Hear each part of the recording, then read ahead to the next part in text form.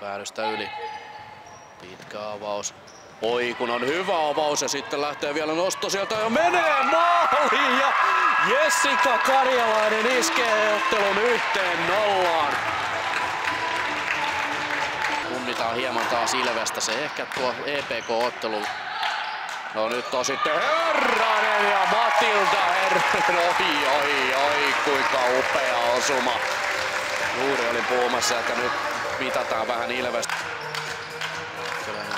Pelaa sinne alle Hannula. Räkkäläinen Heikkilä hienosti pelaa Ilves tilanteen ja nyt Jokiranta tuikkaa sitten sieltä takatolpalta pallon maaliin. Ja Ilveksen 2-1 johtoon. Iina Heikkilä saa siihen syöttöpisteen ja nyt on sitten seuraavaa tilannetta tulossa. Heikkilä laukoo etukulmaan ja 3-1 Ilvekselle. Torjunnan jälkeen. Jälleen Herraselle taakse pelataan ja siellä heilahtaa. Nyt alkaa sitten rätkeämään tämä ottelu hieman ehkä. 4-1 lukemat, Ilves takoo nyt.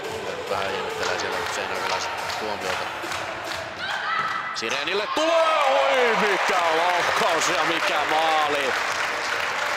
Rosa-Maria Sirén ja Ilves johtaa 5-1. Siihen se tulee maalin etuudella. Palloa verkon perille. Jälleen tulee sitten Räkköläinen. Tuleeko seuraava? Ei. Jokiranta, no nyt tulee 6-1. Julia Jokirantakin iskee nyt toisen osumansa tähän otteluun. 11 minuuttia 21 sekuntia näyttää Kauppi Sport Centerin kelloa. Peli on 6-1 koti. Ensimmäisellä puoliajalla. Hänen lisäksi myöskin Matilda Herranen 2 maalia. Tuleeko hatullinen? Kyllä tulee Julia Jokirannalle. Hattu täyteen, Iina Heikkilä tarjoilee siihen erinomaisen syötön ja se on Heikkilän 3. tehopiste tähän otteluun myöskin. Herranen oi kun on hieno kääntö ja Rosa-Maria Sirén 8-1.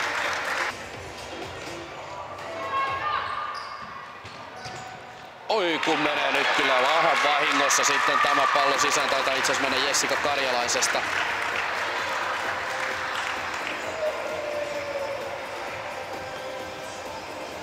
Epäonne puolen kenttään asti, niillä ei vähän hukata pallon, mutta pystyy se itsellään pitämään. Nyt on sitten kova vääntö Hannulan.